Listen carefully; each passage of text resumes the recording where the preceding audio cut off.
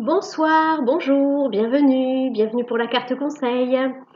Je vous remercie pour vos likes, vos commentaires, vos partages. Je souhaite la bienvenue aux nouveaux abonnés. Quel plaisir, quelle joie de vous recevoir. Nous allons tirer la carte conseil pour la journée du vendredi 7 octobre 2022 et nous allons la tirer depuis l'oracle Féminité Sacrée. C'est parti!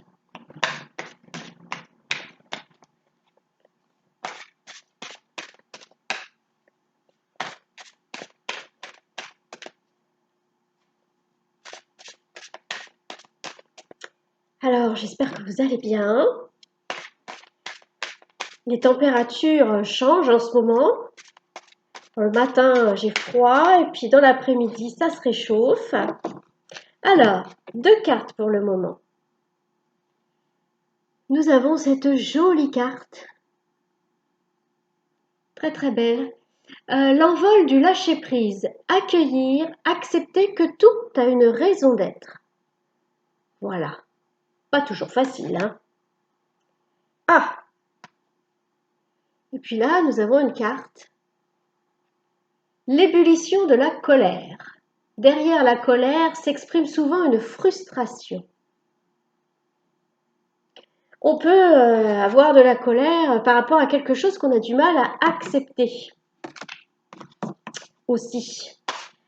Hein, j'ai envie de dire par rapport à l'actualité.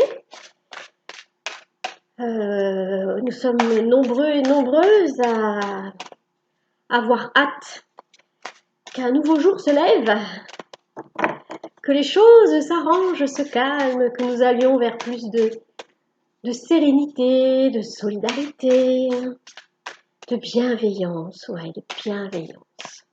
Ouais. Et du coup, on peut être en colère par rapport à ça. Alors, c'est valable au niveau du collectif et c'est valable aussi au niveau personnel. Si vous avez une colère, elle exprime souvent une frustration, comme dit cette carte.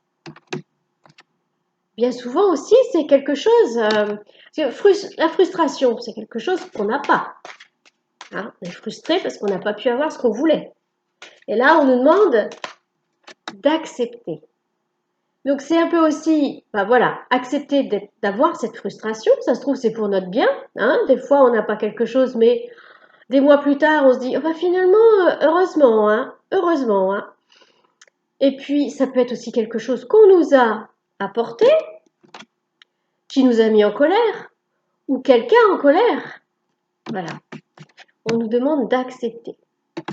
On nous demande aussi d'accepter d'être en colère.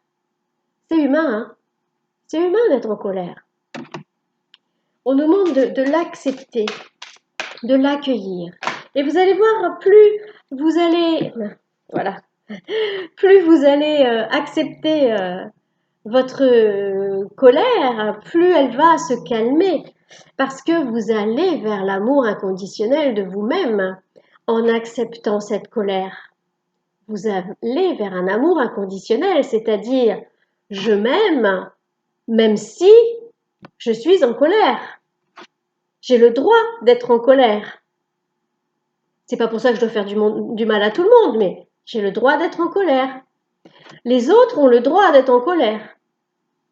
En acceptant ces parts sombres de nous-mêmes, on va vers l'amour inconditionnel de nous-mêmes. Et là, vous voyez, on a les danses du yin-yang. C'est l'équilibre. L'équilibre. À partir du moment où on accepte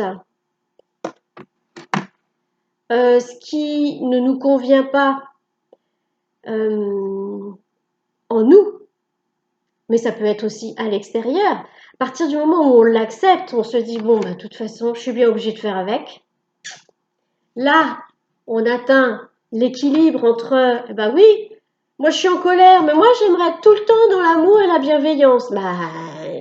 En étant dans l'amour inconditionnel de soi, on aime aussi nos colères, entre guillemets. On les aime pas plus, mais on les accepte. Et du coup, on arrive à être équilibré.